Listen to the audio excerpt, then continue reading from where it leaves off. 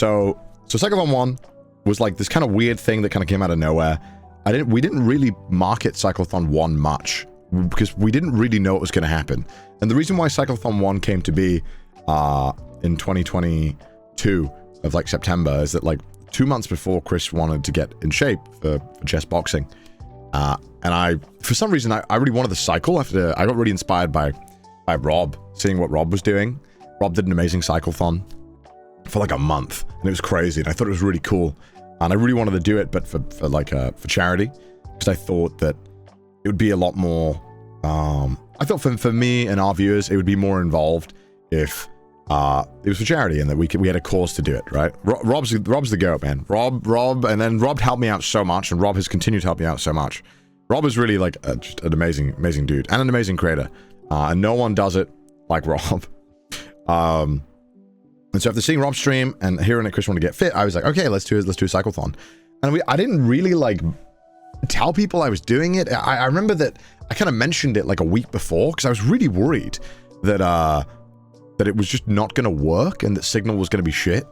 Because we were in Hokkaido, and I just didn't really know what it was going to be like. And so we ended up going live, and like 20,000 people showed up, which was a lot more than my average, obviously, and still is more than my average. And I was like, what the fuck? And yeah, we were all just so pumped. It was just, back then it was just me, Ian, Paul, Chris, and then Pete obviously joined halfway through. And it was so much fun.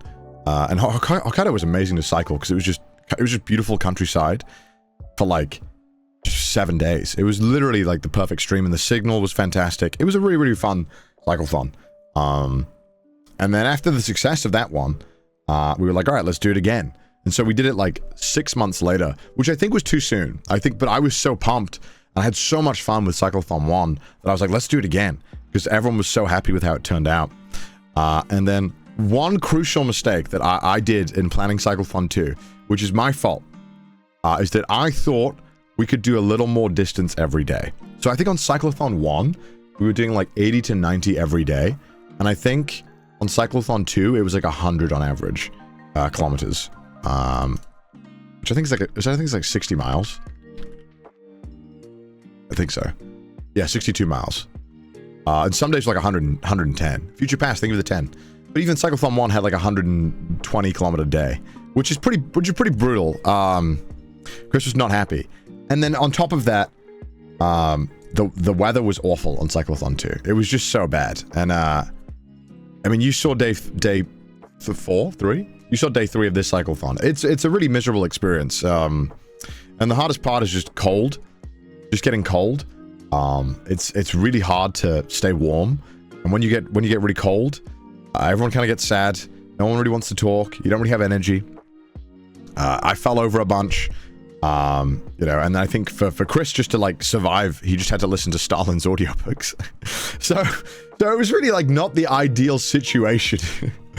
And so this time we made a conscious effort, because I was worried. I was really worried on the second one that if we weren't constantly cycling, people wouldn't care, and that if people didn't see us struggling, it was like missing the whole point. But I was like, okay, let's go down. Let's go to 70 to 80. Let's go to 70 to 80 kilometers instead of doing 100. And then that way we can have a lot more time to relax during the days. We can go and do Legoland. We can chill out a bit. And I think it was just a much better idea to leave that time open to do optional stuff.